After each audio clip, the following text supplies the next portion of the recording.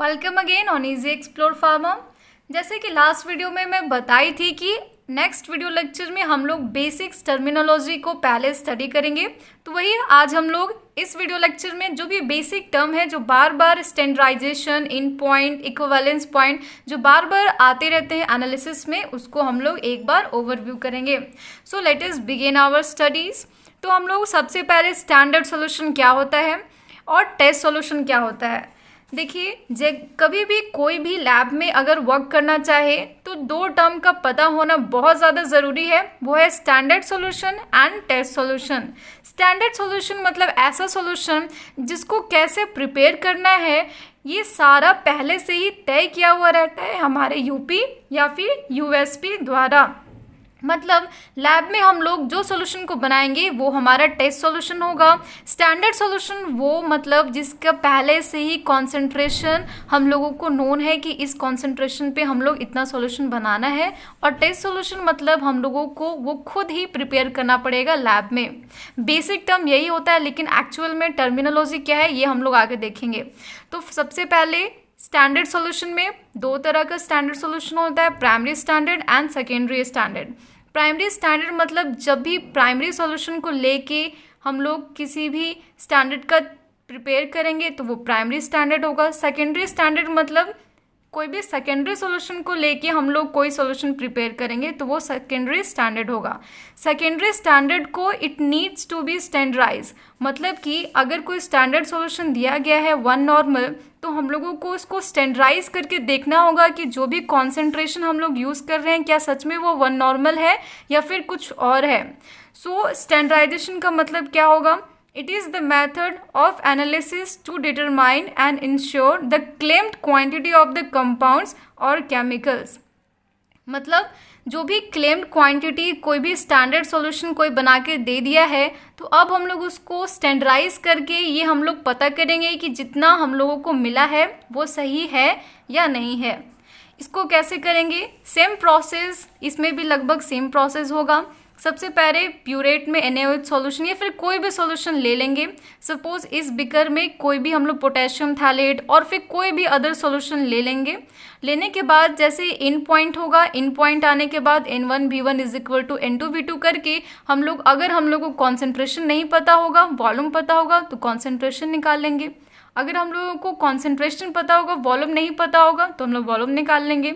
मतलब कोई भी तीन पता रहने से, एक नहीं पता रहने से हम लोग इसके कॉन्सेंट्रेशन या फिर वॉल्यूम को फाइंड कर सकते हैं, तो हम लोगों को उससे स्टैंडर्डाइजेशन हो जाएगा। नेक्स्ट जो है वो है दैट इज इक्विवेलेंस पॉइंट। दो टर्म में ऑलवेज कंफ्यूजन रहता है, that is in point and equivalence point. In point क्या होता है और इक्विवेलेंस पॉइंट क्या होता है? End point and equivalence point. देखिए, इन पॉइंट का मतलब क्या होगा? अगर हम लोग सपोज इसको भी एक टाइट्रेशन के वे में समझते हैं, अगर हम लोग टाइट्रेशन कर रहे हैं और टाइट्रेशन करते समय लास्ट में जो कलर आता है, सपोज इंडिकेटर ऐड करने के बाद अगर पिंक कलर, कोई भी ऑरेंज कलर, कोई भी कलर आ जाएगा, मतलब वो इन पॉइंट हो गया, टाइट्रेशन को अब रोकना होगा।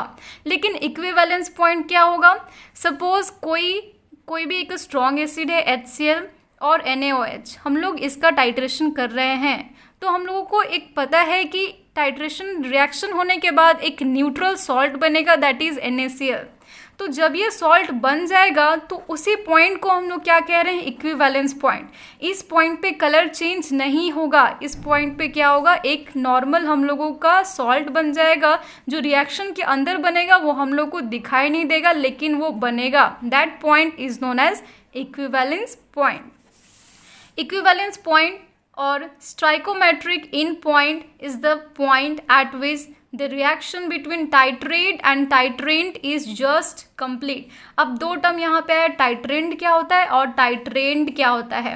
टाइट्रेट एंड टाइट्रेंट, जब भी कोई कॉन्सेंट्रेशन हम लोगों को नोन है, उस कॉन्सेंट्रेशन को हम लोग क्या कहेंगे? Titrate, RATE। जब हम लोग को कॉन्सेंट्रेशन अननोन है तो हम लोग उसको क्या बोलेंगे? टाइट्रेंट। और हम लोग को जनरली नोन कॉन्सेंट्रेशन कौन सा होता है? Standard solution. और अननोन कौन सा होता है? Test solution. तो हम लोग कह सकते हैं स्टैंडर्ड वालों को टाइट्रेट और जो टेस्ट होगा जो अननोन होगा उसको हम लोग टाइट्रेंट कहेंगे।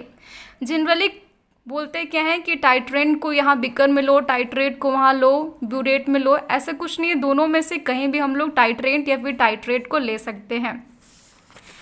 वही एग्जाम्पल यहाँ भी है। सपोज NaOH, HCl, NaCl और H2O बना। 1 नॉर्मल HCl का लिए थे, 10 ml अगर HCl का लिए थे और 10 ml इसका भी लिए थे, मतलब ये दोनों का 10 ml और 1 नॉर्मल दोनों मिलके न्यूट्रलाइज होके pH 7 पे क्या हो जाएगा, न्यूट्रलाइज हो जाएगा। उसी पॉइंट को हम लोग क्या बोलेंगे, इक्विवेलेंस पॉइंट। नेक्स्ट है हमारा इन पॉइंट। इन पॉइंट क्या होता है, end point is the point at which the reaction between the titrate and titrant is showing some changes in the terms of colour और pH। जैसे ही अगर कलर चेंज हो जाएगा या फिर pH चेंज हो जाएगा eight the end of titration और हम लोग को विजिबल होगा, दिखाई देगा कि हाँ कलर चेंज हो गया है, तो हम लोग उसको क्या बोलेंगे, एंड पॉइंट। जैसे NaOH और HCl, NaCl और H2O, जैसे हम लोग सब NaOH को हम लोग क्या कर रहे थे, यहाँ पे भी NaOH को हम लोग ब्यूरेट में लिए थे और HCl को यहाँ लिए। जैसे ही हम लोग इसमें फेनोप्थलीन इंडिकेटर डाल देंगे तो एट द एंड पॉइंट वो अपना do not change colour at the end point as it is colourless. Phenolphthalein का ये प्रॉपर्टी होता है कि एंड पॉइंट में वो अपना कलर चेंज नहीं करेगा, तो जैसे ही कलर चेंज कलरलेस हो जाएगा हम लोग का सॉल्यूशन, हम लोग समझ जाएंगे कि वो क्या हो जाएगा, एंड पॉइंट उसका आ गया है।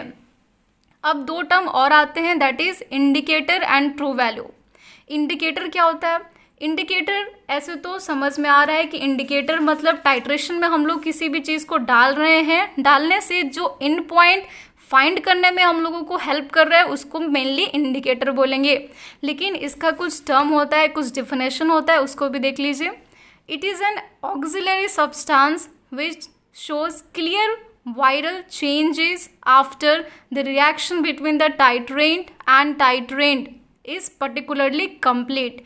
जैसे ही टाइट्रेंट और टाइट्रेट के बीच में रिएक्शन कंप्लीट हो जाएगा तो ये इंडिकेटर एक ऐसा सब्सटेंस है जो कि एक चेंजेस दिखाएगा, एक क्लियर चेंजेस दिखाएगा कि टाइट्रेंट और टाइट्रेट के बीच में जो भी रिएक्शन है वो पूरा कंप्लीट हो गया है और हम लोगों का एंड पॉइंट आ गया है। फॉर एग्जांपल मिथाइल ऑरेंज, इसको ऐड करेंगे तो एसिडिक मीडियम में रेड कलर दिखाएगा। जैसे ही हम लोग को रेड कलर मिलेगा हम लोग समझ जाएंगे कि हमारा एंड पॉइंट आ गया है। नेक्स्ट है true value. True value is nothing but the actual और correct value which is considered as a true value. So इस वीडियो लेक्चर में इतना ही। नेक्स्ट वीडियो लेक्चर में हम लोग types of indicator and all सबके बारे में स्टडी करेंगे। Thank you so much for watching our videos. Welcome again on easy explore pharma. तो इस वीडियो लेक्चर में हम लोग क्लासिफिकेशन ऑफ एनालिटिकल केमिस्ट्री के बारे में स्टडी करेंगे, जो कि जनरली 3 पार्ट्स में डिवाइड होता है।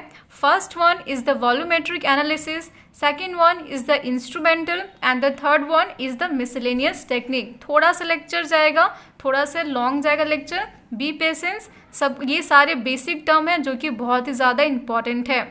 फर्स्ट हम लोग देखते हैं, थोड़ा फास्ट करेंगे। फर्स्ट हम लोग देखेंगे volumetric analysis.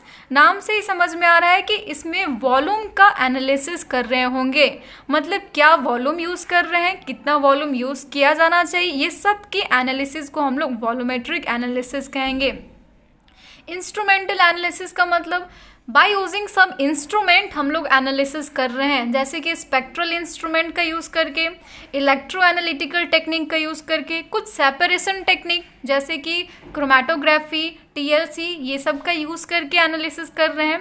And the last one is the miscellaneous technique, जिसमें हम लोग कुछ जेल्डास मेथड एंड ऑल के बारे में स्टडी करेंगे। So let us begin with the volumetric analysis.